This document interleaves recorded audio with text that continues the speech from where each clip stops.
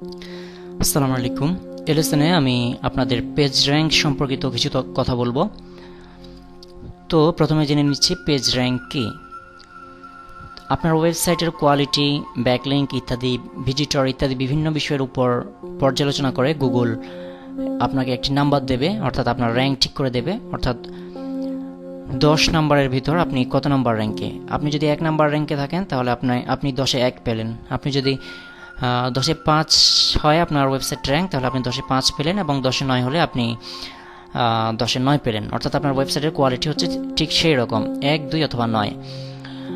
তো এভাবে 1 থেকে 10 পর্যন্ত যে কোনো র্যাঙ্ক আপনি পেতে পারেন 0 থেকে, অর্থাৎ প্রথমে আপনার ওয়েব র্যাঙ্ক 0 থাকতে পারে।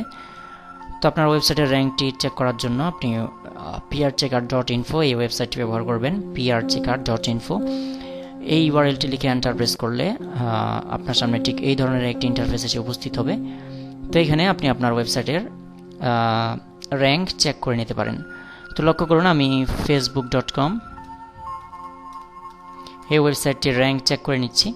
facebook.com লিখে আমি চেক পিআর বাটনে ক্লিক করলাম, যার ফলে আমরা দেখতে পাবো যে ফেসবুকের পেজ র্যাঙ্কটি কত। তো লক্ষ্য করুন, আমাদেরকে একটি ক্যাপচা দেওয়া হয়েছে, আমরা ক্যাপচাটি এন্ট্রি করব।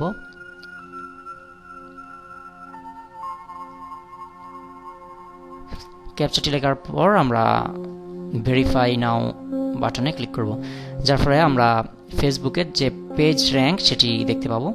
লক্ষ্য করুন, দ্য পেজ র্যাঙ্ক 9/10।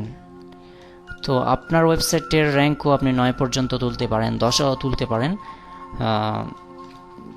বিভিন্ন ট্রিক্স ফলো করে, যার মাঝে আপনার ভিজিটর এবং ব্যাকলিঙ্ক, আপনি যত বেশি কোয়ালিটি ব্যাকলিঙ্ক তৈরি করতে পারবেন, আপনার পেজ র্যাঙ্ক খুব তাড়াতাড়ি দ্রুত উন্নত হবে, এবং আপনার ভিজিটর যত বেশি হবে আপনার ওয়েব র্যাঙ্ক আস্তে আস্তে বৃদ্ধি পেতে থাকবে।